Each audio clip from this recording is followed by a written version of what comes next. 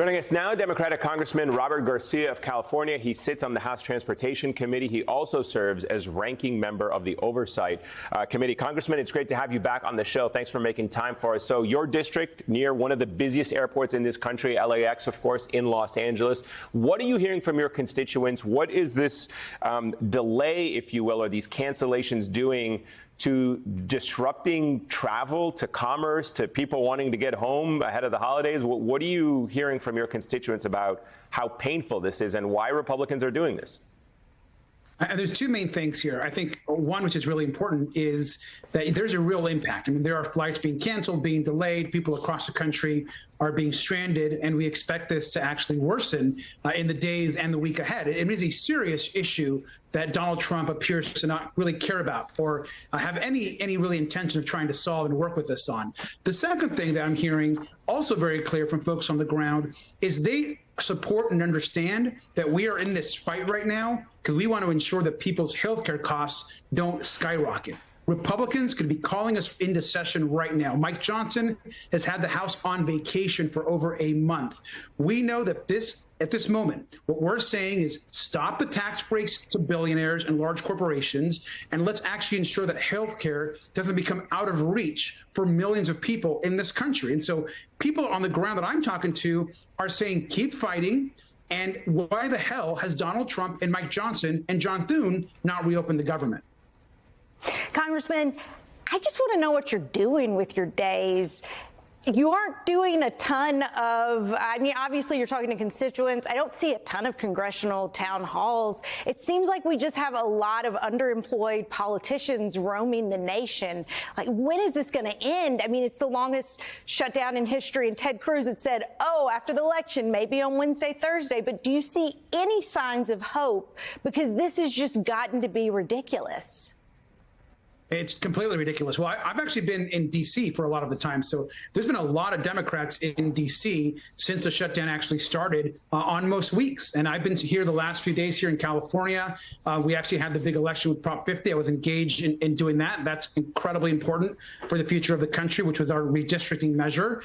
But we're meeting with constituents. I've been talking to union folks on the ground. I've been visiting with constituents. We're doing what we can. I've been also talking to a lot of folks that are dependent on their health care. And I was talking just yesterday to a few folks that can't afford for their healthcare premiums to go up. People are starting to get letters in the mail saying their healthcare costs are going to skyrocket. And so what people need to understand right now is that Democrats are saying no more tax breaks to billionaires, no more giveaways to the top 1%. We're in this fight because people deserve affordability. They need to be able to pay their rent, have access to food, and pay for their health care. So, Congressman, as time keeps ticking on here, the president is ramping up pressure on Republicans to consider ending the filibuster. I know a lot of your Republican colleagues are not comfortable with that, but where do you see that going? Do you think some of them may fold and then do that? And if so, what would Democrats do with that when it's their turn? Well, look, a universe where Democrats have the House and the Senate and the presidency, which is a possibility in 2028. That obviously, I think we use that as best that we can. I'm not sure that Republicans are going to actually get rid of the filibuster. I don't think there's a lot of excitement with John Thune on doing that. I think the more important thing is that they actually work to actually put together a deal to reopen the government. They have not actually even wanted to negotiate with us. And I think that's one of the big concerns.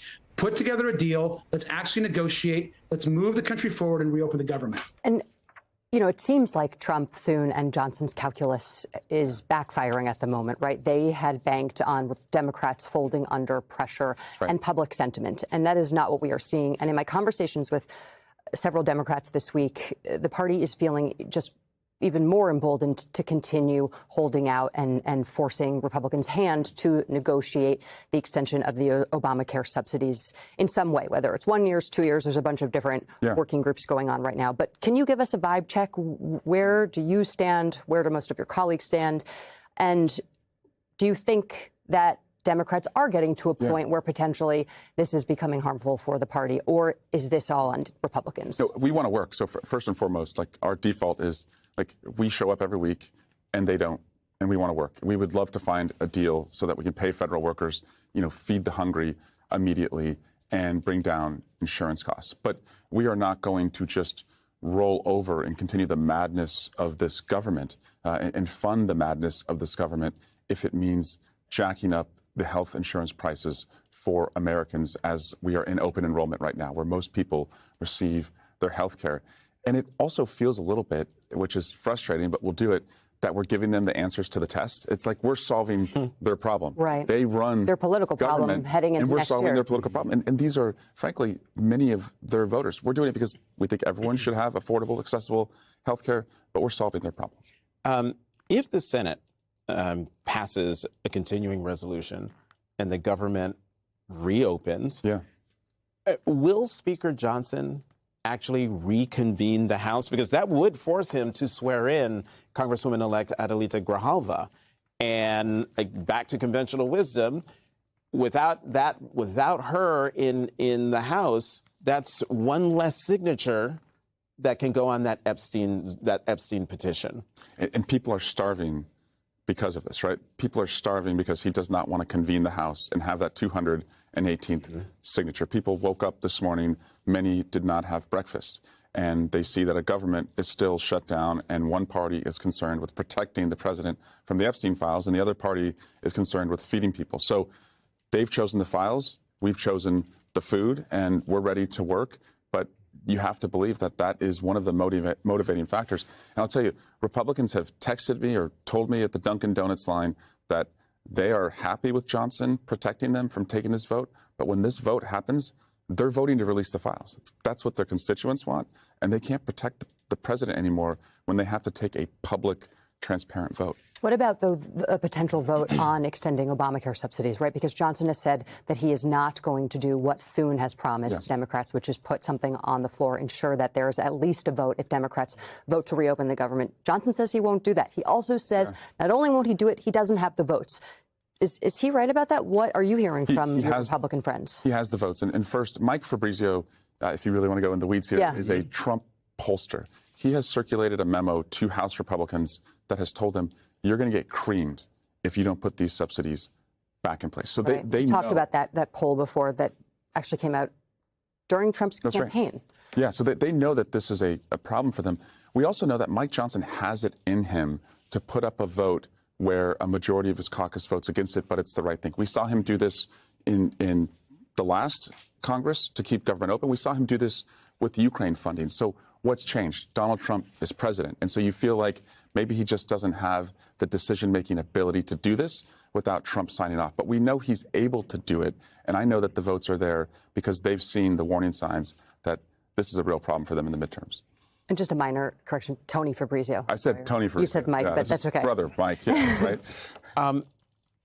This is MSNBC headline from Friday. Supreme Court allows Trump administration to temporarily block SNAP benefits. I'm just wondering, what do you want Americans to understand about the Trump administration fighting to keep food aid away from them, especially when there is money, billions of dollars just sitting there that could be used to end this situation? That's a hell of a hill to die on, right? That I'm going to let people starve. And it's easy for people who have food to debate whether people who don't have food should have it. But the reality is people are hungry now. We're in day 40 of this where people are not being fed. And as I said, here's your script with only grammatical and spelling corrections applied. All meaning, tone, and structure are preserved exactly as in your original. Donald and MAGA Mike, Democrats have trapped them, and they're basically saying it's time to impeach these SOBs.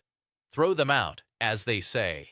One of the headlines, I don't know if it was included in the clip, but in the original piece, Swalwell says it's time for people like MAGA Mike to get their LinkedIn profiles updated, because what they've done to Americans, their tariffs, their government shutdown, their carnage, all to pay for tax cuts for billionaires, has left millions of Americans struggling. Many are having to find new jobs, desperate to find new work so they don't starve because benefits have been cut, and probably forced to settle for a job that pays less than the one they had before because of the carnage caused by MAGA Mike and Donald. And what Democrats are doing successfully here is talking about class again. They're talking about class and inequality again. Biden got back to it. They left it again in 2024, which I think is one of the reasons they lost. Look at how Biden talked in his very successful 2020 campaign, where no human outside of India in world history got as many votes as Biden did in 2020. And what happened? Biden said, "I'm the regular dude from Scranton. He's the creepy, corrupt billionaire from downtown New York. Who do you want? Do you want the out-of-touch, silver spoon in his mouth Donald Trump, or do you want somebody with a working-class experience?" And that worked. That approach worked. Donald couldn't respond to it, because what we are seeing right now is the epitome of the failure of the Republican Party. They are starving people to pay billionaires. They are taking your health care to pay billionaires. They're doing all of that not only to pay billionaires, but to hide a certain list of predominantly multimillionaires and billionaires, royal family members, and whatnot that they don't want you to see. Who knows what those rich and powerful men did on that island? But I know one thing, in addition to what they probably did on that island alongside Jeff and Ghislaine, I know they were also on that island talking about tax cuts for billionaires. In between all of the activities they were doing on that island, they were 100% talking about how they need to cut taxes on the rich, how we need to reward the exceptional. All of that's connected. And so, at this moment in history, Donald is associating himself, MAGA Mike, and the GOP not only with freakazoids, but also with the out-of-touch elite. Would you like me to make it slightly smoother for narration while keeping the tone and message identical?